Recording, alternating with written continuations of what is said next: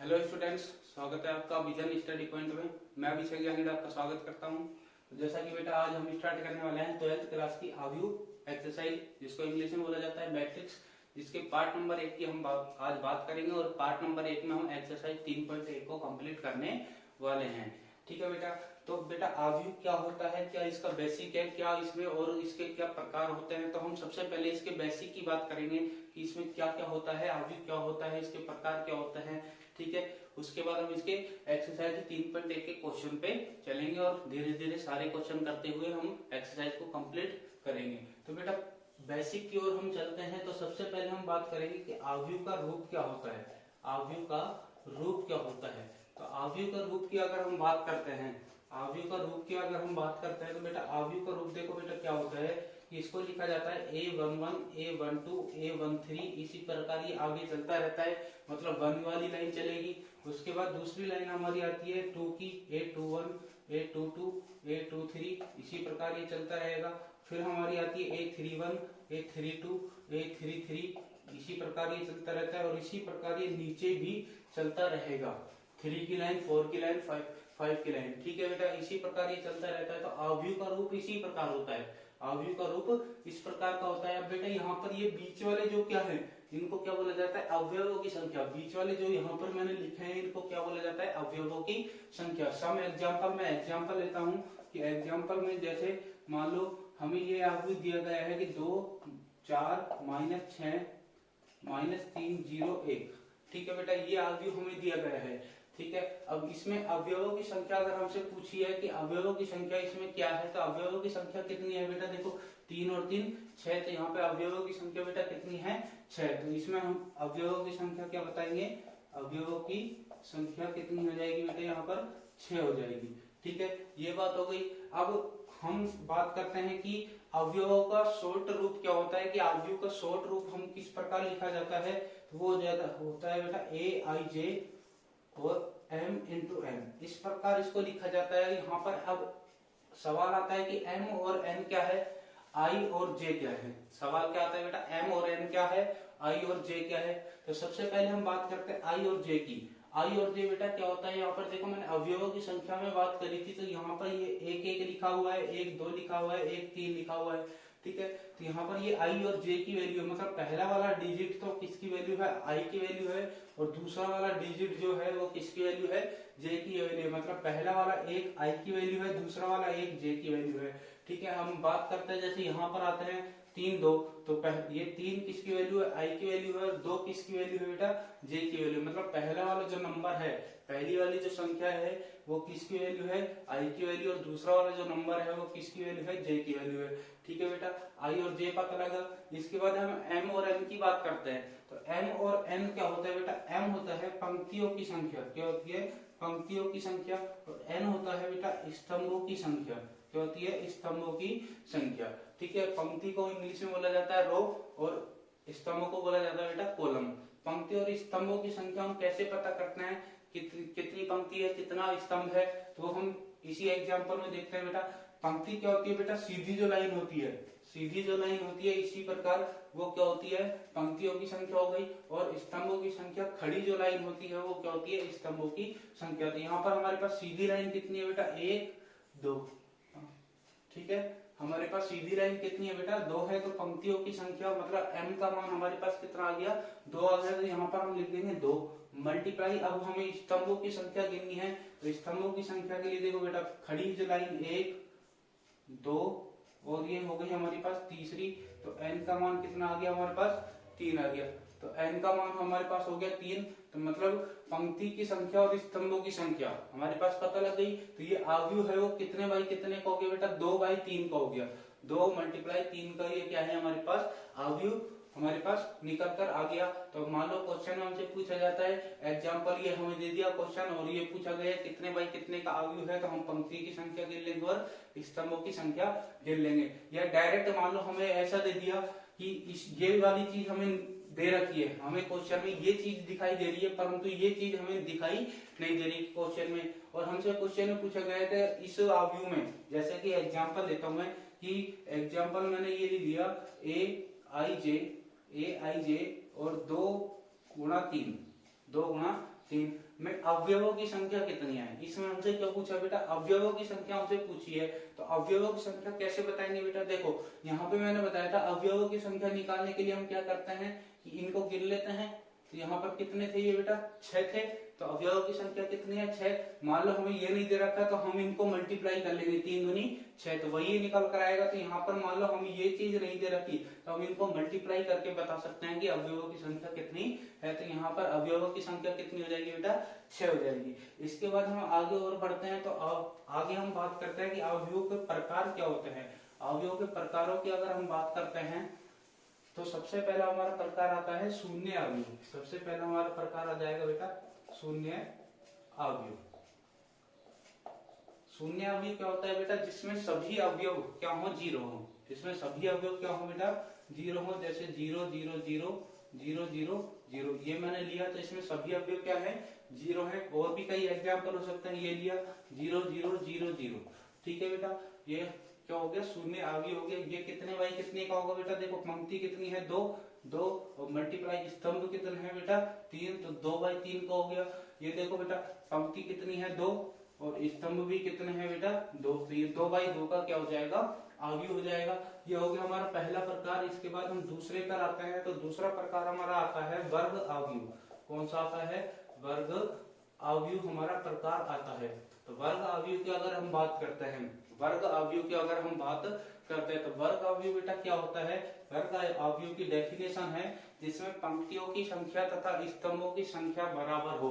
जिसमें पंक्तियों तथा स्तंभों की संख्या आपस में बराबर हो, इक्वल हो, वो कौन सा अवयव होता है, वर्ग अवयव होता है। जैसे कि मैंने यहाँ पे लिया एग्जाम्पल 2 3 -6 3 1 5 6 0 -2, ठीक है। अब इसमें देखो पंक्तियों की संख्या कितनी है बेटा, 3 है, और स्तंभों की संख्या भी बेटा कितनी है, 3 है। ये 3 बाई 3 का है, मतलब पंक्ति और स्तंभों की संख्या आपस में क्या है, बराबर है। तो ये कौन सा अवयव हो जाएगा, वर्ग अवयव हो जाएगा, ठीक है बेटा। वर्ग अवयव आपको समझ में आया। तो हम तीसरे की बात करते हैं, तो तीसरा हमारा आता है विकर्ण अवयव। तीसरा कौन सा आता है बेटा, विकर्ण अवयव।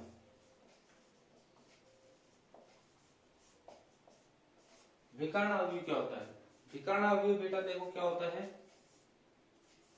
विकर्ण अवयव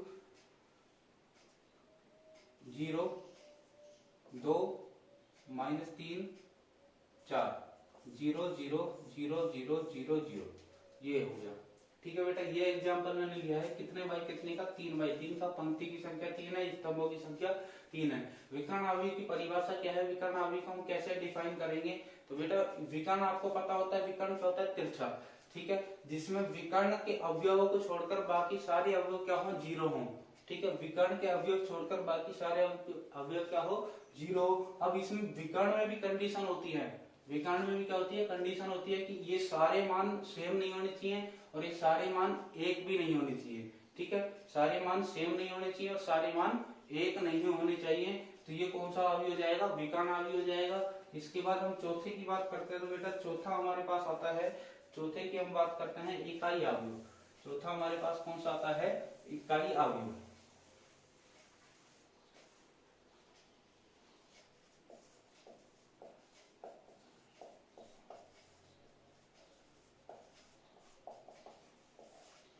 इकाई अवयव तो वही विकर्ण की बात करेंगे बेटा, 1 0 0 0 1 0 0 0 1।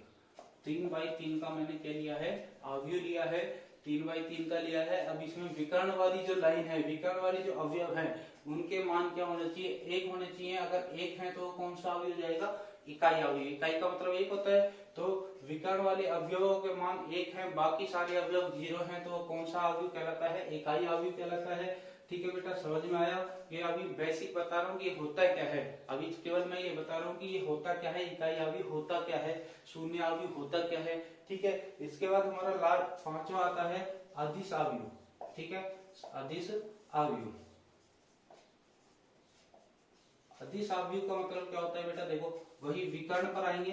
3 बाई 3 का लेता हूँ, 2 0 0 0 2 0 0 0 2, ठीक है। अदिश अवयव का मतलब होता है कि जिसमें विकर्ण वाले अवयवों के मान क्या हो, समान हो, परंतु एक नहीं हो। अगर एक हो जाएंगे तो कौन सा हो जाएगा, इकाई अवयव हो जाएंगे।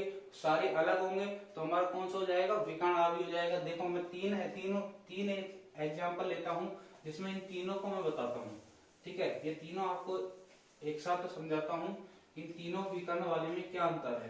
तो पहला मैंने एग्जाम्पल लिया है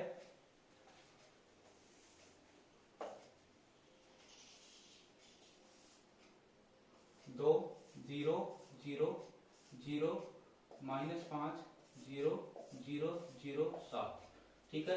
दूसरा एग्जाम्पल लिया मैंने 1 0 0 0 1 0 0 0 1। तीसरा एग्जाम्पल है कि -3 0 0 0 -3 0 0 0 -3, ठीक है। यहाँ पर मैंने 3 एग्जाम्पल लिखे हैं बेटा। तीनों में आपको फर्क दिख रहा है कि यहाँ पर विकर्ण वाले जो अवयव हैं वो क्या है, असमान है, मतलब तीनों बराबर नहीं है, ठीक है। इसके बाद दूसरा एग्जाम्पल है, इसमें आपको दिख रहा है कि ये सारे क्या है, एक है, ठीक है। और इसमें यही क्या है कि विकर्ण वाले अवयव क्या है, बराबर है, -3 है, ठीक है। हम कैसे पता करेंगे कौन सा अवयव का नाम क्या है, ठीक है, कौन सा किस प्रकार का अवयव है। तो सबसे पहली बात हम करते हैं कि यहाँ पर अगर विकर्ण वाले अवयव हमें असमान दे रखे, सारे अलग अलग दिए गए हैं, तो वो कौन सा है अवयव हो जाएगा बेटा, हमारा विकर्ण अवयव हो जाएगा। कौन सा अवयव हो जाएगा, विकर्ण अवयव हो जाएगा। अब अगर हमें विकर्ण वाले अवयवों के मान 1 दे रखे हैं तो हमारा कौन सा अवयव हो जाएगा बेटा, इकाई अवयव हो जाएगा। कौन सा अवयव हो जाएगा, इकाई अवयव हो जाएगा। और हमें विकर्ण वाले अवयवों के मान समान दे रखे हैं परंतु 1 नहीं दे रखे, ठीक है। 1 नहीं है तो 1 अगर हो जाएंगे तो क्या हो जाएंगे, इकाई अवयव।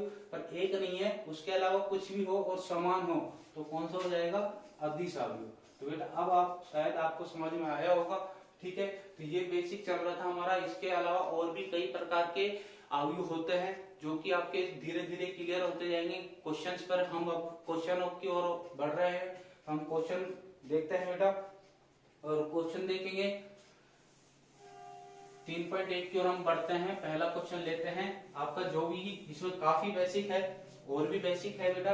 ये मेन चीजें जो हमारे काम में आएंगी, जो मोस्टली हमारे काम में आएंगी, वो चीजें मैंने आपको बता दी है, ठीक है। और भी काफी चीजें हैं जो कि आपके क्वेश्चन के साथ साथ क्लियर होती जाएंगी। तो पहला क्वेश्चन हम लेते हैं 3.1 को स्टार्ट करते हैं।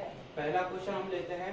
पहला क्वेश्चन बेटा दिया गया है कि यदि आव्यूह ए बराबर हमें दिया गया है aij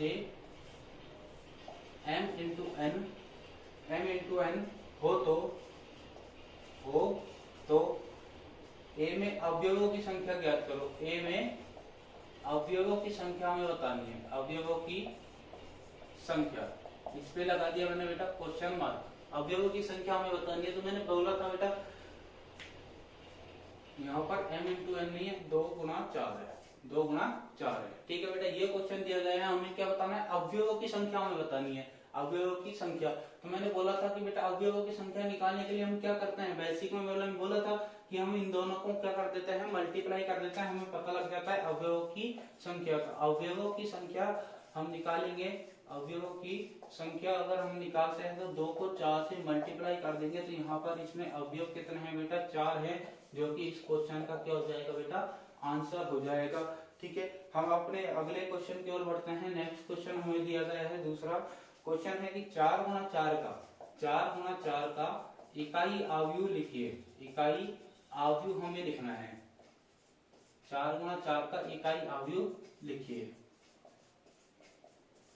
ठीक है।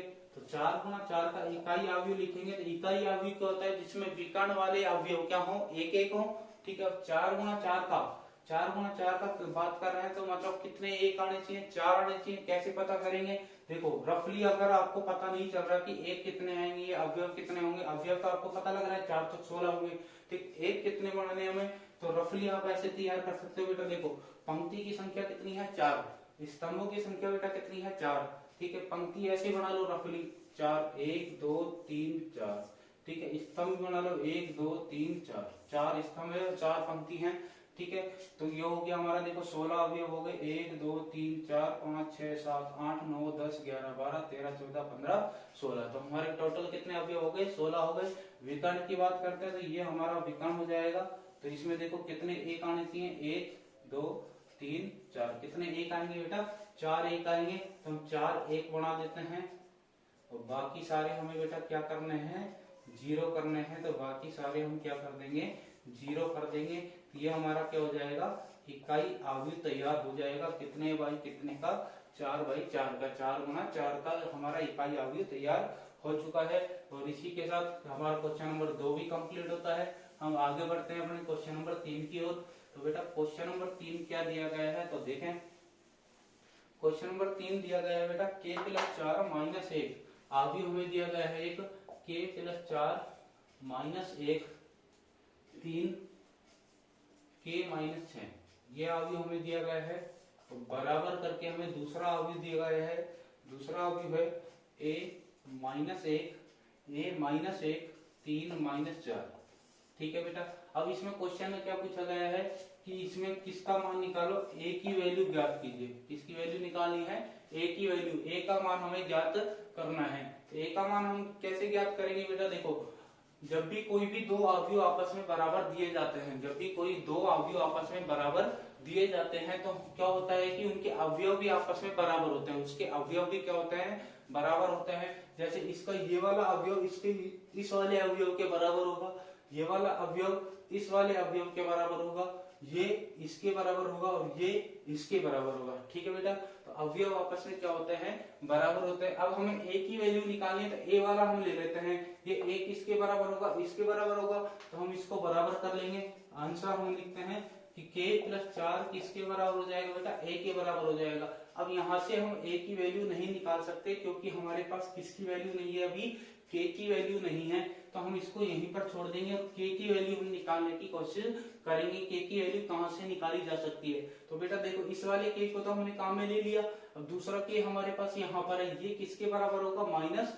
4 के बराबर होगा, तो हम बराबर कर लेंगे k माइनस 6 किसके बराबर होगा, माइनस 4 के बराबर होगा। माइनस का 6 इधर चला जाएगा बेटा, किसका हो जाएगा, प्लस का 6 हो जाएगा। तो k बराबर क्या निकल कर आएगा, 6 में से हम माइनस के 4 घटा देंगे तो बेटा कितना बचेगा, 2 बचेगा। तो k की वैल्यू हमारे पास बेटा कितनी निकल कर आई, 2 निकल कर आई। अगर हम इस k की वैल्यू यहाँ पर रख देते हैं, उसमें 4 जोड़ देंगे तो किसकी वैल्यू निकल जाएगी, a की वैल्यू निकल जाएगी। तो हम लिखेंगे बेटा k का मान हम किस में रखेंगे, समीकरण 1 में रखने पर, समीकरण 1 में रखने पर। समीकरण 1 में हम k की जगह बेटा लिखेंगे 2 प्लस में 4 बराबर में 1, 4 हो तो बेटा 6 हो जाएंगे। तो a की वैल्यू कितनी आ गई हमारे पास, 6 आ गई, जो कि इस क्वेश्चन का क्या हो जाएगा, आंसर हो जाएगा। तो समझ में आया बेटा, समझ में आया। तो हम बढ़ते हैं अपने अगले क्वेश्चन की ओर। अगला क्वेश्चन है हमारा बेटा चौथा, फोर्थ क्वेश्चन हम देखते हैं। चौथा क्वेश्चन हमें दिया गया है, फोर्थ क्वेश्चन है कि 2 गुणा 2 नहीं, फोर्थ क्वेश्चन ये है कि 6 अवयव वाले अवयव के संभावित क्रम क्या होंगे। हमें क्या बताना है बेटा, चौथे क्वेश्चन में 6 अवयव वाले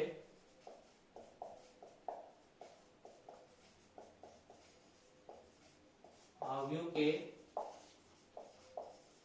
संभावित क्रम हमें बताने हैं। ठीक है बेटा, संभावित क्रम हमें बताने हैं। तो बेटा कैसे बताएंगे, 6 अवयव वाले, 6 अवयव, टोटल अवयव कितने हैं, जैसे हम डिब्बे में लिखते हैं तो अवयवों की संख्या यही तो होती है बीच में। ठीक है, तो 6 अवयव हैं। अब इन 6 अवयवों को हम किस प्रकार जमा सकते हैं बेटा, ऐसे भी जमा सकते हैं। देखो 1 2 3 4 5 6, हम इस प्रकार भी जमा सकते हैं 6 अवयवों को, 1 2 3 4 5 6, और कई प्रकार से हम जमा सकते हैं। ठीक है, तो इस कितने संभावित क्रम बन सकते हैं। तो बेटा कभी भी इस प्रकार का सवाल अगर पूछा जाता है, संभावित क्रम हमें बताने हो, तो बेटा हमें क्या करना है कि अवयव देख लो कितने दिए गए हैं, 6। अब हमें ये देखना है कि किन दो संख्याओं को, किन दो नंबरों को हम मल्टीप्लाई करके 6 ला सकते हैं। किन ऐसे कौन से दो नंबर हैं जिनको मल्टीप्लाई करने पर 6 आता है, वही क्या हो जाएंगे, इसके संभावित क्रम हो जाएंगे। तो बेटा हमें इसका सिंपल सा आंसर हमें बनाना है, तो हम संभावित क्रम की बात करते हैं। संभावित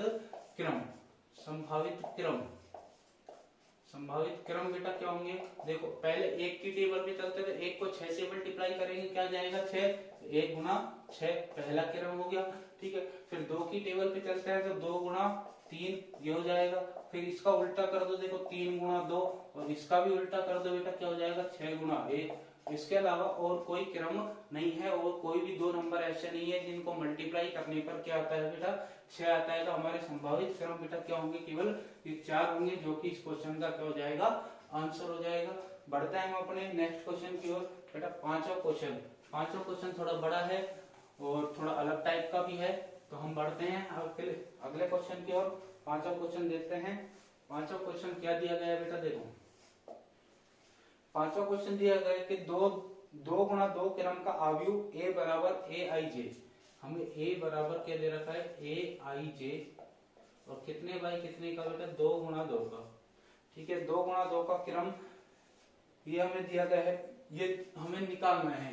ठीक है, a बराबर ए आई जे, 2 गुणा 2 का हमें अवयव बताना है, मतलब यहाँ पर अवयव क्या होंगे, ये अवयव निकालना है। अंदर की बात कर रहे हैं कि अंदर की चीज हमें निकालना है, कितने बाई कितने का बनना चाहिए, 2 बाई 2 का बनना चाहिए। अवयव हमें पता करना है। ठीक है, जिसके लिए अवयव के लिए हमें शर्त दे रखी है। पहली कंडीशन देखो बेटा क्या दे रखी है कि यहाँ पर ए आई जे, ये अंदर वाली की वैल्यू हमें दे रखी है। अंदर वाले की वैल्यू क्या है बेटा, 2i माइनस जे बटे में 3i प्लस जे, ये हमें दे रखा है। ठीक है, हमें अवयवों की संख्या पता करनी है। अवयवों की संख्या बेटा पता करने के लिए हम क्या करेंगे, तो मैंने स्टार्टिंग में आपको अवयव का रूप बताया था। अवयव का रूप मैंने बताया था, उसमें मैंने बोला था a11 a12 a21 a22 इस प्रकार का चलता है। ठीक है, तो हम क्या करेंगे, 2 गुणा 2 का मतलब क्या हो गया, टोटल अवयव कितना होंगे, 4, 2 दूनी कितना हो गया, 4 होंगे। अब 4 अवयव होंगे और यहाँ पे हमें ये भी पता लग रहा है कि पंक्ति की संख्या और स्तंभ की संख्या कितनी है, 2 है और 2 ही स्तंभ है। तो हम रफली डायग्राम बनाते हैं तो 2 स्तंभ हो गए, 2 पंक्ति हो गई। ठीक है, रफली डायग्राम अगर मैंने बताया है कि रफली डायग्राम बना लो, उससे पता चल जाता है। तो हमारे कितने अवयव हो गए बेटा, 4 अवयव हो गए, और 2 दूनी वैसे भी हम डायरेक्ट पता कर रहे थे कितना हो गया, 4 हो गया।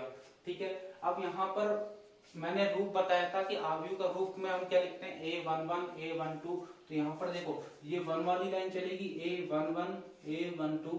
ठीक है, ये 2 वाली लाइन हो जाएगी, a21 a22। तो हमें पता लग चुका है इस रफली डायग्राम से कि हमें कौन कौन सी वैल्यू निकालनी है, a11 की निकालनी है, a12 की निकालनी है, a21 की वैल्यू और a22 की वैल्यू हमें निकालनी है।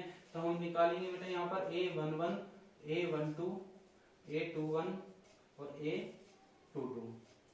ठीक है बेटा, ये 4 वैल्यू केवल हमें निकालनी है, क्योंकि हमारे अवयव भी कितने बन रहे हैं, 4 अवयव हमारे बन रहे हैं। तो हम a11 की वैल्यू निकालेंगे। तो मैंने आपको बताया था कि यहाँ पर पहला वाला जो डिजिट है, पहला वाला जो नंबर है वो किसकी वैल्यू है, i की वैल्यू है, और दूसरा वाला जो नंबर होता है वो किसकी वैल्यू है, j की वैल्यू है। ठीक है, तो हमें क्या करना है, इसमें हमें वैल्यू पुट करनी है, बस i की जगह वैल्यू पुट करनी है और j की जगह j की वैल्यू पुट करनी है। तो हम वैल्यू रखते हैं यहाँ पर 2 मल्टीप्लाई में i की वैल्यू भी 1 है और j की वैल्यू भी 1 है। तो i की वैल्यू 1 माइनस j की वैल्यू 1 बटे में 3 गुणा में i की वैल्यू 1 प्लस में j की वैल्यू 1। कैलकुलेशन कर लेते हैं, 2 एकम 2 माइनस 1 बटे में 3 एकम 3 प्लस 1, 2 में से 1 जाएगा बेटा 1 और 3 में कितना हो जाएगा बेटा, 4 हो जाएगा। सेकंड हम बात करते हैं, तो बेटा i की वैल्यू 1 है और j की वैल्यू कितनी है, 2 है। i की वैल्यू 1 है और j की वैल्यू कितनी है, 2 है। तो हम रख देते हैं उसी में 2 गुणा i की वैल्यू 1 माइनस j की वैल्यू 2 बटे में 3 गुणा i की वैल्यू 1 प्लस j की वैल्यू 2 है। इनको कैलकुलेशन कर लेते हैं, 2 एकम 2 माइनस 2 बटे में 3 एकम 3 प्लस 2, 2 में से 2 जाएगा बेटा 0 और 3 और 2 कितना हो जाएंगे 5, 0 में 5 का भाग लगाएंगे बेटा कितना आएगा 0 निकल कर आएगा। इसके बाद हम अगले की बात करते हैं, तो देखो i की वैल्यू कितनी है 2 है और j की वैल्यू कितनी है उसके बाद 1 है। तो हम वैल्यू रखते हैं 2 गुणा i की वैल्यू 2 माइनस j की वैल्यू 1 बटे में 3 गुणा i की वैल्यू बेटा 2 और प्लस में j की वैल्यू कितनी है बेटा 1 है। कैलकुलेशन करते हैं कि 2 दूनी कितना हो जाएगा 4 माइनस 1 बटे में 3 दूनी हो जाएगा 6 प्लस 1, 4 में से 1 जाएगा बेटा 3 बचेगा और बटे में 6 और 1 कितना हो जाएंगे 7। तो इसकी वैल्यू क्या निकल कर आएगी बेटा 3 बटे 7 हमारे पास निकल कर आती है। इसके बाद अगली बात करते हैं, तो अगला देखो i की वैल्यू और j की वैल्यू, i की वैल्यू और j की वैल्यू क्या है हमारे पास, i की वैल्यू 2 है और j की वैल्यू भी क्या है बेटा हमारे पास 2 है। तो i की वैल्यू और j की वैल्यू रखते हैं हम इसमें, 2 गुणा i की वैल्यू 2 माइनस j की वैल्यू भी 2 बटे में 3 गुणा i की वैल्यू 2 और प्लस j की वैल्यू भी 2। तो 2 दूनी हो जाएगा बेटा 4 माइनस 2 बटे में 3 दूनी हो जाएगा 6 प्लस 2, 4 में से 2 जाएगा बेटा 2 और 6 और 2 हो गए 8।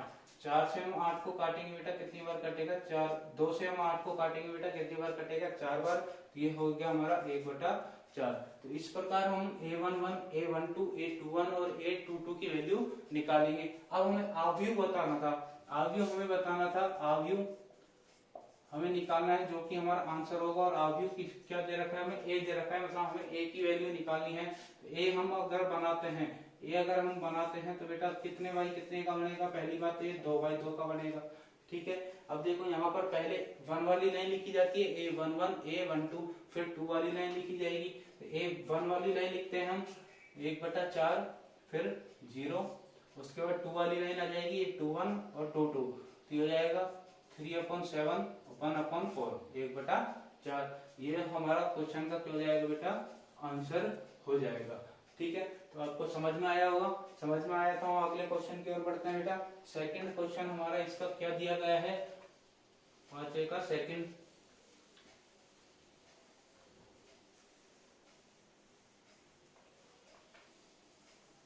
तो बेटा आपको समझ में आ रहा है, नहीं आ रहा?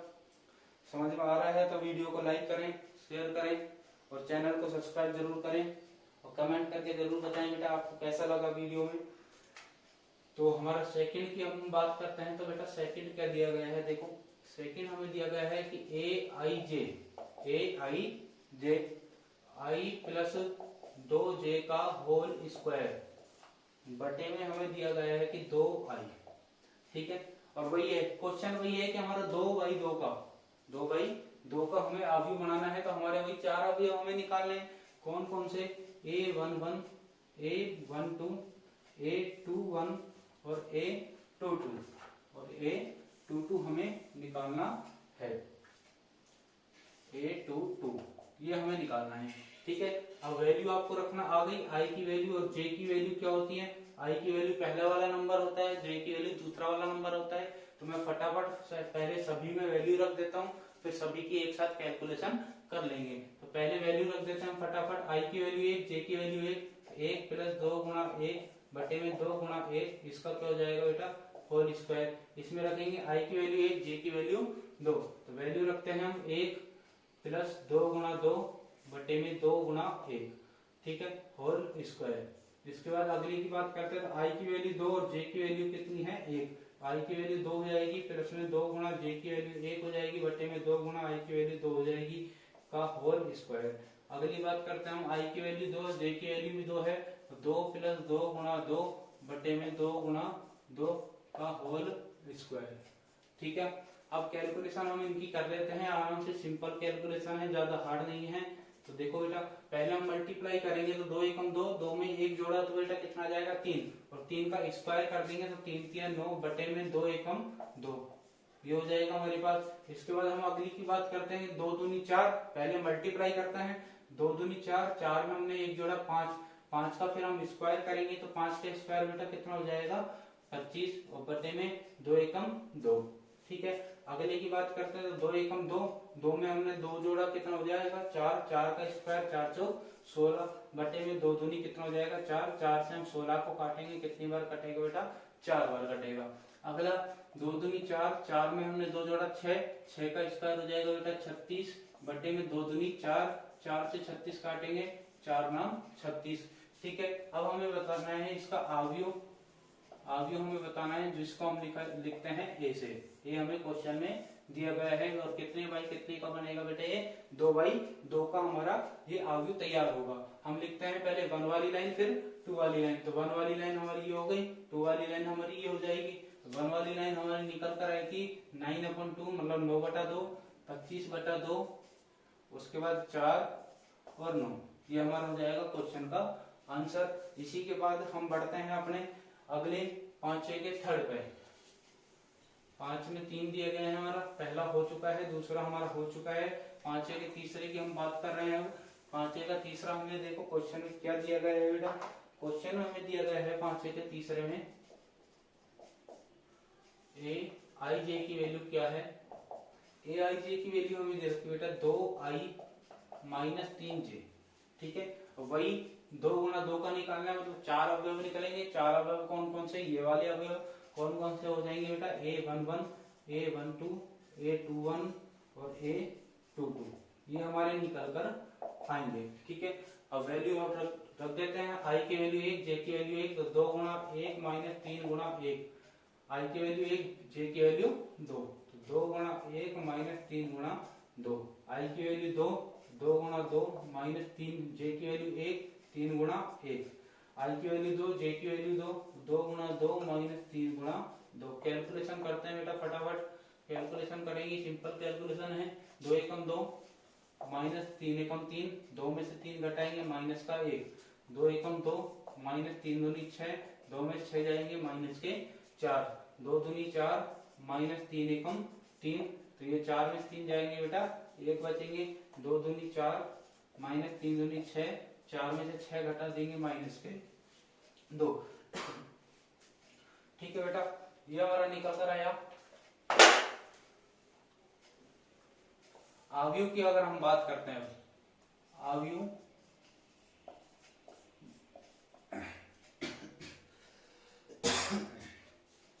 ठीक है बेटा, आव्यूह की हम बात करते हैं, जिसको हम किससे लिखेंगे, ए से लिखेंगे। हमें क्वेश्चन में दिया गया है।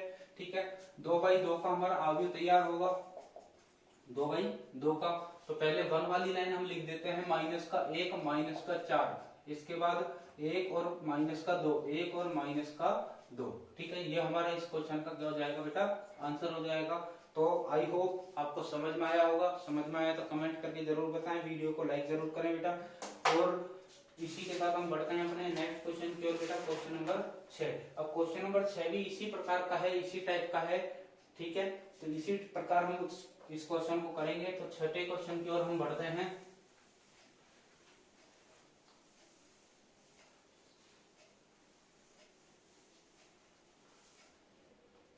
छठा क्वेश्चन हमें दिया गया है बेटा, 6 क्वेश्चन हमारा क्या है कि एक 2 गुणा 3 क्रम का आव्यूह हमें क्या निकालना है बेटा, 2 गुणा 3 क्रम का आव्यूह हमें ज्ञात करना है। क्वेश्चन में हमें निकालना है a बराबर aij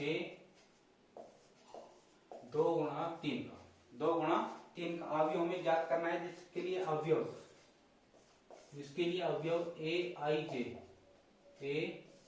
aij, इसकी वैल्यू हमें दे रखी है बेटा, क्या है कि 1/2 मॉडुलस में हमें दिया गया है 2i माइनस 3j। ठीक है, मॉडुलस का मतलब क्या है बेटा, मॉडुलस यहाँ पर इसको हिंदी में बोला जाता है मापांक। मॉडुलस को क्या बोला जाता है बेटा, मापांक बोला जाता है। अब मॉडुलस काम क्या करता है, मॉडुलस काम करता है बेटा अंदर के माइनस को खत्म करने के लिए। जैसे कि मान लो यहाँ पर हमने i की वैल्यू और j की वैल्यू रखी, i की और j की वैल्यू रखने के बाद यहाँ पर हमने कैलकुलेशन करी, कैलकुलेशन करने पर उसकी वैल्यू आती है माइनस में। तो जैसे कि हम मॉडुलस को हटाएंगे, मापांक को हटाएंगे, तो अंदर का माइनस क्या हो जाएगा, प्लस बन जाएगा। माइनस भी मॉडुलस के साथ साथ हट जाएगा। ठीक है बेटा, मॉडुलस का काम होता है कि अंदर के माइनस को खत्म करना। ठीक है, इसके बाद हम इसके आगे क्वेश्चन पे पढ़ते हैं, तो सॉल्यूशन में पढ़ते हैं। तो सॉल्यूशन हम क्या करेंगे बेटा, देखो यहाँ पर 2 गुणा 3 का दे रखा है, तो हम अवयव पता कर सकते हैं। अवयव क्या है हमारे, 3 दूनी 6। ठीक है, पंक्ति की संख्या कितनी है 2, और स्तंभ की संख्या बेटा कितनी है हमारे पास, 3 है। तो हम रफली अगर बनाते हैं तो पंक्ति हमारे पास कितनी है बेटा, 2 है, और स्तंभ बेटा कितने हैं हमारे पास, 3 है। पंक्ति हो गई 2 और स्तंभ बेटा कितने हो गए, 3 हो गए। तो यहाँ पर हमारे पास देखो 1 2 3 4 5 6, हमारे पास कितने हो गए बेटा, 6 हो गए। तो यहाँ पर देखो A11 A12 A13 A21 A22 A23, ये हमारे निकल कर आएंगे, ये हमें निकालने हैं। अवयव हमारे 6 निकल जाएंगे, तो हमारा अवयव तैयार हो जाएगा कितने बाई कितने का, 2/3 का, 2 गुणा 3 का हमारा अवयव तैयार हो जाएगा। तो हम निकालते हैं इनको फटाफट, उसी प्रकार निकालेंगे जैसे कि हमने 5वें क्वेश्चन में करा था। तो A11 हमें निकालना है, A12 हमें निकालना है, A13 हमें निकालना है, इसके बाद हमें A21 हमें निकालना है, A22 हमें निकालना है बेटा, और A23 हमें निकालना है, A23 हमें निकालना है। ये हम निकाल लेते हैं बेटा फटाफट। I और J की वैल्यू क्या होती है आपको पता है, और वैल्यू रखना आपको आ चुका है, तो हम रखते हैं फटाफट वैल्यू। यहाँ पर I की वैल्यू 1, J की वैल्यू 1, 1/2 मॉडुलस 2, I की वैल्यू 1 माइनस 3 गुणा J की वैल्यू 1। वैल्यू रख रहा हूं मैं पहले सभी में, 1/2 2 गुना आई की वैल्यू 1 माइनस 3 गुना जे की वैल्यू 2। 1/2 आई की वैल्यू बेटा 1 माइनस 3 गुना आई की जे की वैल्यू 3। इसमें भी रख देते हैं 1/2 आई की वैल्यू बेटा 2 है, तो 2 गुना 2 माइनस जे की वैल्यू बेटा 1 है, तो जे की वैल्यू हो जाएगी 1। अगली हम बात करते हैं तो 1/2 आई की वैल्यू कितनी हो जाएगी बेटा 2 हो जाएगी, और माइनस जे की वैल्यू कितनी हो जाएगी बेटा 2 हो जाएगी। 2 दे रखी है हमें, ठीक है, आई की वैल्यू 2 और जे की वैल्यू 2। इसके बाद हम अगला 1/2 आई की वैल्यू कितनी है बेटा 2 है, और जे की वैल्यू कितनी है बेटा 3 है। ठीक है, अब कैलकुलेशन हमें करनी है तो कैलकुलेशन हम डायरेक्ट करते हैं इनकी शॉर्टकट। ठीक है, डायरेक्ट करते हैं। देखो बेटा पहले मल्टीप्लाई करेंगे, फिर इनको घटाएंगे, फिर मॉडुलस हटाएंगे, फिर अगले 1/2 से इसको मल्टीप्लाई करेंगे। तो देखो 2 एकम 2, 3 एकम 3, ये आया 2 और ये आया 3, 2 में से 3 घटाएंगे, माइनस का 1 बचेगा। और वो माइनस का 1 का माइनस जो है वो किससे हट जाएगा, मॉडुलस से हट जाएगा। ठीक है, एक को मैं पूरा करके बता देता हूँ बेटा। देखो 1/2 ये हो गया 2 एकम 2, ये हो गया 3 एकम 3, 2 में से 3 घटाएंगे, कितना बचेगा माइनस का 1। अभी मैंने मॉडुलस को हटाया नहीं है। अब मैं मॉडुलस को अगली स्टेप में जब हटाऊंगा, ठीक है, अगली स्टेप में जब मैं मॉडुलस को हटाऊंगा तो ये माइनस का जो साइन है, माइनस का जो चिन्ह है वो मॉडुलस के साथ हट जाएगा। केवल क्या बचेगा, 1 बचेगा। ठीक, और 1/2 को 1 से मल्टीप्लाई करेंगे तो केवल क्या आएगा 1/2। तो इस प्रकार माइनस को हटाया जाता है मॉडुलस के साथ। ठीक है, अब हम अगले डायरेक्ट देखेंगे। 2 एकम 2, 3 दूनी 6, मतलब ये आया 2 और ये आया 6, 2 में से 6 हम घटा देंगे बेटा, कितना बच जाएगा माइनस का 4। माइनस का 4 का माइनस किससे हट जाएगा, मॉडुलस से, तो केवल कितना बचेगा 4 बचेगा। ये 2 किससे कट जाएगा, 4 से, कितनी बार 2 बार, तो 2 एकम 2 ये निकल कर आ जाएगा। अगला हम बात करते हैं तो अगली की देखो 2 एकम 2, 3 तिया 9, 2 में से हम 9 घटा देंगे बेटा, 7 बचेगा। 7 तो माइनस का बचेगा। ठीक है, माइनस का 7 का माइनस किससे हट जाएगा, मॉडुलस से, केवल बचेगा 1/2 गुणा 7, तो 7/2। अगले हम बात करते हैं बेटा 2 दूनी 4, 3 एकम 3, 4 में से 3 घटेंगे, 1 बचेगा, प्लस का 1 बच रहा है, मॉडुलस को हटा दो तो 1/2, 1 ये हो जाएगा 1/2। अगला हम देखते हैं तो 2 दूनी 4, 3 दूनी 6। ठीक है, 2 दूनी 4 और 3 दूनी 6, 4 में से 6 घटाएंगे तो माइनस का 2 बचेगा, माइनस हट जाएगा मॉडुलस से, तो 1/2 गुना कितना बचेगा बेटा 2 बचेगा। 2 से 2 कैंसिल, क्या आ जाएगा बेटा 1 आ जाएगा। अगला हम देखते हैं तो 2 दूनी 4, 3 तिया 9, 4 में से हम 9 घटा देंगे, 4 में से हमें कितना घटाने बेटा 9 घटाने, तो माइनस के 5 बचेंगे, माइनस का चिन्ह हट जाएगा मॉडुलस से, 1/2 गुना 5 बचेगा, जो कि हो जाएगा 5/2। अब हमें इसका क्या बताना है बेटा, आव्यूह बताना है, जिसको हम किससे लिखते हैं, ए से लिखते हैं। ठीक है, लिखते नहीं है बेटा, हमें क्वेश्चन में दे रखा है ए। ठीक है, तो ए की वैल्यू हमें निकालनी है, तो हम लिखते हैं, पहले हम 1 की लाइन लिखेंगे, फिर हम 2 की लाइन लिखेंगे, और कितने का बनाना है हमें, 2 गुना 3 का 2/3 का हमें आव्यूह तैयार करना है। 1 वाली लाइन ये रही और 2 वाली लाइन ये रही। तो 1 वाली लाइन लिखेंगे 1/2, 1/2, 2, और फिर है 7/2। इसके बाद 1/2, उसके बाद 1, उसके बाद 5/2। ठीक है, ये हमारा हो जाएगा इस क्वेश्चन का आंसर हो जाएगा। ये हमारा इस क्वेश्चन का क्या हो जाएगा बेटा, आंसर हो जाएगा। तो इसी के साथ हमारा छठा क्वेश्चन, 6 क्वेश्चन हमारा कंप्लीट होता है। अगले क्वेश्चन को हम बढ़ते हैं, 7वां क्वेश्चन हमारा। 7वां क्वेश्चन हमें दिया गया है बेटा, देखो बुक में,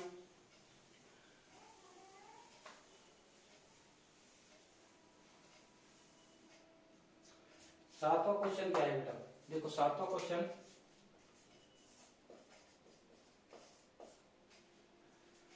क्वेश्चन है कि यदि a प्लस बी 2 7 ab -3 4, ये अवयव हमें दिया गया है। बराबर करके हमें दूसरा अवयव दिया गया है बेटा 6 2 7 8 -3 4। ठीक है, ये क्वेश्चन हमें दिया गया है। इसमें हमें क्या करना है बेटा, क्वेश्चन में हमसे पूछा है कि a की वैल्यू और b की वैल्यू, इन दोनों की वैल्यू ज्ञात कीजिए, इन दोनों की वैल्यू हमें ज्ञात कीजिए। तो बेटा मैंने जैसा कि आपको मैंने क्या बताया था बेटा, कि जब भी हमें दो अवयव आपस में बराबर दिए जाते हैं, दो अवयव हमें आपस में बराबर दिए जाते हैं तो हम क्या करते हैं, उनके अवयवों को आपस में क्या कर लेते हैं बेटा, बराबर कर लेते हैं। तो अवयव हमें यहाँ पर बराबर करने हैं और इनमें किसकी वैल्यू निकालनी है, ए और बी की वैल्यू निकालनी है। तो सबसे पहले हमें ये देखना है कि हम ए और बी में से किसकी वैल्यू, ए की वैल्यू या बी की वैल्यू, किसकी वैल्यू हम आसानी से निकाल सकते हैं पहले। ठीक है, तो हमें सबसे पहले यही देखना होता है कि हम इनमें से किसकी वैल्यू आसानी से निकाली जा सकती है, किसकी वैल्यू हम आराम से निकाल सकते हैं। तो हमें उसी पे पहले फोकस करना है। तो देखते हैं हम ए की वैल्यू निकाल सकते हैं या बी की वैल्यू हम आसानी से निकाल सकते हैं। तो बेटा देखेंगे,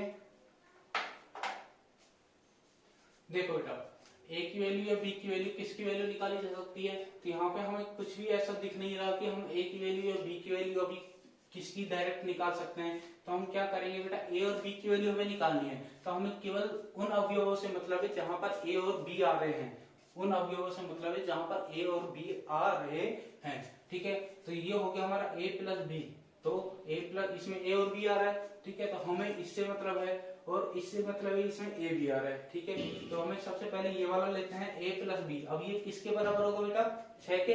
ये वाला इसके बराबर, ये इसके बराबर, ये इसके बराबर, इस प्रकार मैं बता चुका हूँ। तो ए प्लस बी किसके बराबर होगा बेटा, 6 के बराबर होगा। तो ए प्लस बी बराबर हो जाएगा बेटा किसके, 6 के बराबर हो जाएगा। ठीक है, यहाँ से हम किसी एक की वैल्यू निकाल लेते हैं। ए की वैल्यू निकाले चाहे बी की वैल्यू निकाले। तो मैं ए की वैल्यू अगर यहाँ से निकालता हूँ तो प्लस का बी इधर चला जाएगा बेटा, किसको हो जाएगा, माइनस का बी। तो हमारे पास ए की वैल्यू निकल कर आ गई, जिसको मैंने क्या दे दिया बेटा, समीकरण नंबर 1 देकर छोड़ दिया। इसके बाद हम सेकेंड ए बी की बात करते हैं। तो ए बी ये किसके बराबर होगा, 8 के। इसको ले लेते हैं हम, ए बी बेटा किसके बराबर हो जाएगा, 8 के हमारे पास बराबर हो जाएगा। अब हम क्या कर सकते हैं बेटा, यहाँ पर ए की वैल्यू हम रख सकते हैं, क्योंकि हमारे पास ए की वैल्यू हमने निकाल दी थी। तो हम ए की वैल्यू रखेंगे यहाँ पर 6 माइनस बी, और उसके बाद बाहर हमारे पास क्या हो जाएगा, बी, और बराबर में 8 है। इस बी को हम मल्टीप्लाई में लिख लेते हैं, मल्टीप्लाई में बी। अब इस बी को हम ब्रैकेट के अंदर मल्टीप्लाई करते हैं। तो बी को हम 6 से गुणा करेंगे तो 6 भी हो जाएगा, और बी को बी से मल्टीप्लाई करेंगे तो बी स्क्वायर हो जाएगा, बराबर में क्या है बेटा, 8 है। अब हम यहाँ से क्या कर लेते हैं, इन दोनों को हम इधर की साइड भेज देते हैं, दूसरी साइड भेज देते हैं। तो प्लस माइनस का बी स्क्वायर इधर चला जाएगा बेटा, क्या हो जाएगा, प्लस का बी स्क्वायर हो जाएगा। प्लस का 6 भी इधर जाएगा तो किसको हो जाएगा बेटा, माइनस का 6 भी हो जाएगा। और इधर ऑलरेडी पहले से प्लस का क्या है, 8 है, और इक्वल टू में अब क्या जाएगा बेटा, 0 हो जाएगा। तो यहाँ से हमें क्या मिल गया, एक द्विघात समीकरण प्राप्त हो गई। द्विघात समीकरण का निर्माण हो चुका है। द्विघात समीकरण कैसे हल करते हैं वो चीज हम 9th क्लास से पढ़ते आते हैं। उसका क्या कर रहे हैं, गुणनखंड करते हैं, उसके टुकड़े करते हैं, उसके गुणनखंड करके हम उसके वैल्यू निकाल सकते हैं। यहाँ पर बी में हमें द्विघात समीकरण दी गई है। ठीक है, बी में हमारी द्विघात समीकरण निकल कर आई है, तो हम इसके गुणनखंड करके किसकी वैल्यू निकाल सकते हैं आसानी से, बी की वैल्यू। तो गुणनखंड कैसे किए जाते हैं बेटा, हम 9th क्लास से देखते हैं कि हम ऐसे दो नंबर देखते हैं जिनको जोड़ने घटाने पर क्या आना चाहिए, माइनस का 6, और मल्टीप्लाई करने पर क्या आना चाहिए, प्लस का 8 आना चाहिए। तो ऐसे दो नंबर हमें सोचना है। तो बेटा दो नंबर क्या हो सकते हैं, 2 और 4, 2 और 4। 2 और 4 को हम जोड़ेंगे तो बेटा क्या आएगा, 6 आएगा। ठीक है, और 2 और 4 को मल्टीप्लाई करेंगे तो बेटा क्या आएगा, 8 आ जाएगा। तो हम यहाँ पर इसके फैक्टर करते हैं, इसके गुणनखंड करते हैं। तो हम क्या लिखेंगे बेटा, बी स्क्वायर माइनस 2b और माइनस 4b, क्योंकि माइनस के 2b में माइनस के 4 भी जोड़ेंगे तभी हमारे कितने होंगे, माइनस के 6 भी हो जाएंगे। और प्लस का है 8, बराबर में क्या हो जाएगा बेटा, 0 हो जाएगा। अब हम क्या कर लेंगे, इनको दो के टुकड़े में हम इनको कर लेंगे, और 2 को लेके इनमें हम देख लेंगे कॉमन क्या आ रहा है। शुरू के 2 भाग में, 2 नंबर्स में क्या कॉमन आ रहा है बेटा, हमारे पास b कॉमन आ रहा है। तो हम क्या कर लेंगे, यहाँ पर b कॉमन ले लेंगे शुरू के 2 भाग में। शुरू के 2 भाग में हमने b कॉमन लिया, तो b स्क्वायर में से हमने b कॉमन ले लिया, तो क्या बचेगा यहाँ पर b। फिर है माइनस 2b में से हमने बेटा क्या कॉमन ले लिया, b कॉमन ले लिया, तो क्या बचेगा हमारे पास, 2 बचेगा। अगला हम देखते हैं, बीच में है माइनस लगा दिया। अब इन दोनों में क्या कॉमन आ सकता है, तो बेटा यहाँ पर दोनों में 4 कॉमन आ सकता है। 4 हमने कॉमन ले लिया। यहाँ पर हमारे पास बचेगा बेटा b, और बाहर माइनस है तो अंदर वाला चिन्ह क्या हो जाएगा, चेंज हो जाएगा। ये माइनस इस प्लस को क्या बना देगा, माइनस बना देगा। तो 8 में 8 में हम 4 का भाग लगाएंगे क्योंकि हमने 4 कॉमन लिया है, 4 का हम 8 में भाग लगाएंगे बेटा, कितनी बार जाएगा, 2 बार जाएगा। और इक्वल टू में हमारे पास क्या चल रहा है, 0 चल रहा है। तो गुणनखंड का एक महत्वपूर्ण रूल क्या होता है बेटा, गुणनखंड जब भी करते हैं तो यहाँ पर जो ब्रैकेट में जो संख्या निकल कर आती है वो संख्या हमेशा इक्वल होनी चाहिए। यहाँ पर ब्रैकेट वाली संख्या क्या होनी चाहिए, इक्वल होनी चाहिए, बराबर हमेशा होनी चाहिए। हमारी ये बराबर निकल कर आ चुकी है, तो हम पहले इस ब्रैकेट वाली संख्या को लिख लेते हैं। इसके बाद ब्रैकेट के बाहर हमारे पास क्या बचा बेटा, b-4 इक्वल टू में 0। अब हम एक एक ब्रैकेट को 0 के बराबर कर लेंगे। तो पहला वाला ब्रैकेट 0 के बराबर करेंगे और दूसरा ब्रैकेट 0 के बराबर करेंगे। तो यहाँ से b बराबर क्या निकल कर आ जाएगा बेटा, 2, और यहाँ से b बराबर क्या निकल कर आएगा, 4। तो b की वैल्यू हो गई 2 और 4। ठीक है, b की वैल्यू हमारे पास निकल कर आ गई है। अब हमें किसकी वैल्यू और निकालनी है, a की वैल्यू और निकालनी है हमें। a की वैल्यू हम निकालेंगे तो बेटा a की वैल्यू निकालने के लिए हम b की वैल्यू, b के जो मान है, b के जो मान है वो किस में रख सकते हैं बेटा, हम समीकरण 1 में रख सकते हैं। तो समीकरण 1 में रखने पर, समीकरण 1 में हम b की वैल्यू रखेंगे तो किसकी वैल्यू निकल जाएगी, a की वैल्यू हमारे पास निकल जाएगी। तो b की वैल्यू हम रख लेते हैं, इधर 2 रख लेंगे, इधर बेटा 4 रख लेते हैं। इधर 2 रखेंगे तो a बराबर 6 माइनस b की जगह हम लिखेंगे 2। तो a बराबर कितना हो जाएगा बेटा, 4 हो जाएगा। तो ये हो गया हमारे पास a की वैल्यू। और a बराबर 6 माइनस हम b की जगह कितना लिखेंगे बेटा, 4 लिखेंगे। तो a की वैल्यू कितनी हो जाएगी बेटा, 6 में से 4 हम घटा देंगे बेटा, 2 बचेगा। तो a की वैल्यू कितनी होगी बेटा, 2 हो जाएगी। तो इस प्रकार हम a और b की वैल्यू निकालेंगे। तो ये हो गया हमारा इस क्वेश्चन का आंसर हो गया। ये हो गई हमारे पास b की वैल्यू और ये हो गई हमारे पास a की वैल्यू। ये हमारे चारों क्या है बेटा, आंसर है। ठीक है, तो इसी के साथ हमारा क्वेश्चन नंबर 7 कंप्लीट होता है। बढ़ते हैं हम अपने नेक्स्ट क्वेश्चन की ओर, क्वेश्चन नंबर 5।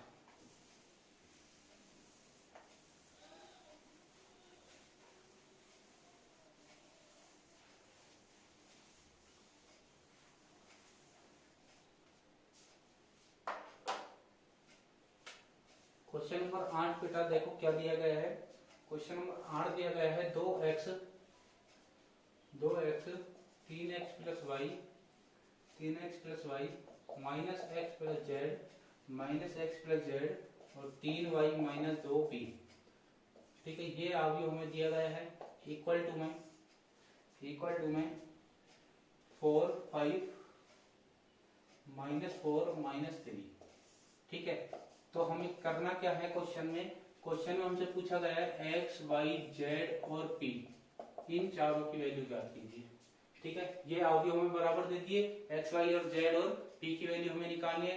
तो क्या करेंगे, वही अवयवों को आपस में बराबर करेंगे। तो सबसे पहले हम ये देखेंगे किसकी वैल्यू आसानी से निकाली जा सकती है। तो बेटा देखो यहाँ पर किसकी वैल्यू निकाल सकते हैं, x की निकाल सकते हैं क्योंकि इसके साथ और कोई चर नहीं है, ना ही इसके साथ y है, ना z है, ना ही p है। तो हम सबसे पहले इसी को ले लेंगे 2x बराबर। ठीक है, 2x बराबर किसके बराबर होगा बेटा, ये 2x 4 के बराबर होगा। यहाँ से 2 का हम भाग लगा देंगे तो x बराबर हो जाएगा 4/2। तो x की वैल्यू बेटा कितनी निकल कर आई, 2 निकल कर आ गई। तो x का हमारा ये हो गया आंसर हो गया।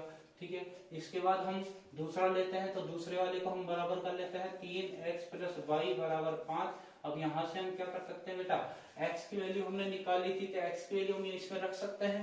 x की वैल्यू हम रख लेते हैं 3 गुना 2। x की जगह हमने कितना लिख दिया बेटा, 2 प्लस में है y बराबर में 5, 3 दूनी हो जाएगा 6 प्लस में y बराबर में 5, प्लस का 6 इधर चला जाएगा बेटा, किसका हो जाएगा माइनस का 6। तो y बराबर 5 में से 6 हम घटा देंगे माइनस का 1, जो कि हमारी किसकी वैल्यू निकल गई बेटा, y की वैल्यू निकल चुकी है। अब अगली बात करते हैं। तो अगला हम इसी को ले लेते हैं जिसमें z आ रहा है, क्योंकि z की वैल्यू हमें अब निकालनी है। z की वैल्यू हम लेंगे तो माइनस का x प्लस z बराबर किसके बराबर होगा बेटा, ये वाला -4 के बराबर होगा। x की वैल्यू रख लेते हैं। x की वैल्यू क्या है बेटा, 2 है। पहले हम माइनस लगाएंगे, x की वैल्यू 2 है, प्लस में z बराबर माइनस का 4, माइनस का 2 इधर जाएगा बेटा, किसका हो जाएगा, प्लस का 2 हो जाएगा। z बराबर -4 में से हम 2 घटा देंगे बेटा, कितना बच जाएगा, माइनस का 2 बच जाएगा, जो कि हमारी z की वैल्यू निकल कर आ गई और ये z का आंसर हो जाएगा। इसके बाद हम बात करते हैं p की वैल्यू बच गई और लास्ट हमारा ये बच गया। ठीक है, अवयव बच गया, तो इसी को हम ले लेंगे। तो इसी को हम लेंगे बेटा, तो हमारा हो जाएगा 3y माइनस 2p किसके बराबर होगा बेटा, ये चौथा वाला इसके बराबर होगा, -3 के बराबर होगा। ठीक है, y की वैल्यू रख सकते हैं इसमें हम। y की वैल्यू बेटा कितनी है हमारे पास, -1, तो 3 गुणा -1 -2p बराबर 3।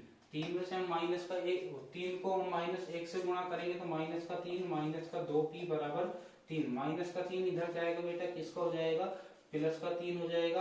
अब +3 हो जाएगा, ठीक है, और इसके साथ माइनस चल रहा था, तो -3 +3 से कैंसिल हो जाएगा, तो क्या हो जाएगा बेटा, 0 हो जाएगा। तो मतलब p की जो वैल्यू है वो कितनी हो जाएगी, 0 हो जाएगी। तो p की वैल्यू हमारे पास क्या निकल कर आई बेटा, 0 निकल कर आई। तो इसी प्रकार ये क्वेश्चन कंप्लीट होता है अपना।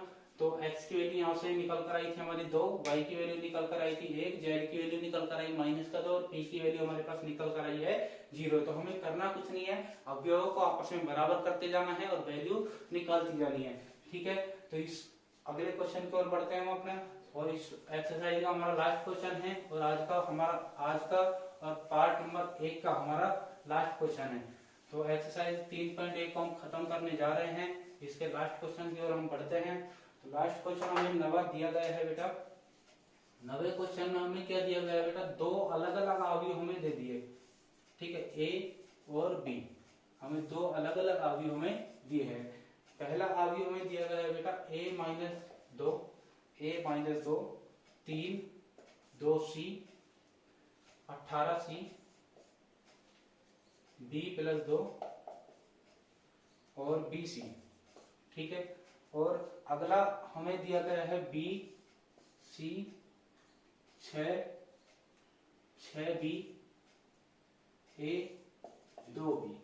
ठीक है बेटा, अब हमें करना क्या है, इसमें क्वेश्चन में हमें दिया गया है कि ए बी और सी के किन मानों के लिए हमें किसके मान निकालना है, ए का मान निकालना है, बी का मान निकालना है और सी का मान निकालना है यहाँ पर। ठीक है, ए का, बी का, सी का हमें मान निकालना है। और क्वेश्चन में आगे दिया है जिसके लिए अवयव ए तथा बी आपस में क्या है, बराबर है, समान है। ठीक है, अब हमें क्वेश्चन में ये दोनों बराबर करके नहीं दिए, परंतु हिंदी में हमें लिख के दे दिया कि ये दोनों अवयव क्या है, आपस में समान है, बराबर है। तो हम इनको क्या कर लेंगे बेटा, बराबर कर लेंगे, a बराबर b। तो ये हमारा सॉल्यूशन स्टार्ट हो चुका है। तो a को b से बराबर करेंगे तो a की वैल्यू लिख लेते हैं हम a-2। ठीक है, a-2 3 2c 18c b+2 bc बराबर हो जाएगा bc 6b a 2b। ठीक है बेटा, अब हमें ए बी सी की वैल्यू निकालनी है, तो किसको आसानी से निकाला जा सकता है वो हमें देखना है। सबसे पहले किसको निकाल सकते हैं, तो बेटा देखो यहाँ पर 3 किसके बराबर है, सी के बराबर है, तो हमारा डायरेक्ट पता लग गया हमें सी की वैल्यू कितनी है बेटा, 3 है। ठीक है, सी की वैल्यू कितनी है, 3 है। और भी दूसरे तरीके से निकाला जा सकता है। दूसरा देखो बेटा, और क्या निकाल सकते हैं हम, दूसरा हम ये भी निकाल सकते हैं बेटा, देखो 2c किसके बराबर है, 6 के, 2c किसके बराबर है, 6 के, तो c बराबर आ जाएगा 6/2, तो c की वैल्यू कितनी आ जाएगी, 3 आ जाएगी। इस प्रकार भी निकाल सकते हैं। और देखो अब हमारा c आ गया, b और a बचा, a और b बचा। तो देखो a और b, तो c की वैल्यू हमें काम में लेनी है। ठीक है, c की वैल्यू हमारी काम में आ गई। बिना काम में लिए अगर हमारे a और b की वैल्यू निकल जाती है तो ठीक है, नहीं तो हमें काम में तो लेनी है। देखो यहाँ पर 18c किसके बराबर है, 6b के बराबर है। यहाँ पर हम c की वैल्यू काम में लेके किसकी वैल्यू निकाल सकते हैं, b की वैल्यू निकाल सकते हैं। तो ये हो जाएगा हमारा 18c, चूंकि 18c किसके बराबर है, 6b के, तो 18 मल्टीप्लाई करके हम c की वैल्यू लिख देंगे 3 बराबर 6b। ठीक है, तो 18 दिया 54 बराबर 6b। 6 का हम भाग लगाते रहते हैं, 54 में 6 का हम भाग लगाएंगे तो b की वैल्यू कितनी आ जाएगी, 9, क्योंकि 9 से कितना होता है बेटा, 54 होता है। तो b की वैल्यू भी हमारे पास निकल कर आ गई। तो c का ये हो जाएगा आंसर, b का ये हो जाएगा आंसर। इसके बाद हम बात कर लेते हैं किसकी बेटा, a की। अब a की वैल्यू हमें निकालनी है, तो बेटा देखो a कहाँ पर आ रहा है, यहाँ पर भी आ रहा है, यहाँ पर भी आ रहा है। ठीक है, तो हम पहले वाले को ले लेते हैं, a की a-2 बराबर b। ठीक है, a-2 बराबर, a-2 किसके बराबर हो जाएगा, b के बराबर हो जाएगा। तो a-2 बराबर b की वैल्यू रख लेते हैं, b की वैल्यू है 9, -2 इधर जाएगा बेटा, किसका हो जाएगा, +2, a की वैल्यू कितनी हो जाएगी बेटा, 11 हो जाएगी, जो कि इस क्वेश्चन का क्या हो जाएगा, आंसर हो जाएगा। तो आज हमारी 3.1 खत्म हो चुकी है। पार्ट नंबर 2 में हम बात करेंगे बेटा 3.2 की। पार्ट नंबर 1 हमारा इतना ही था। ठीक है बेटा, आज का आपको समझ में आया होगा। समझ में आया है तो वीडियो को लाइक जरूर करें, शेयर जरूर करें, और अगर आप नए यूजर्स हो तो चैनल को सब्सक्राइब जरूर करें। तो बेटा आपको वीडियो कैसा लगा उसके बारे में आप कमेंट करके भी जरूर बताएं। तो मैं अभिषेक जहांगीर आपसे विदा लेता हूँ। ठीक है, धन्यवाद।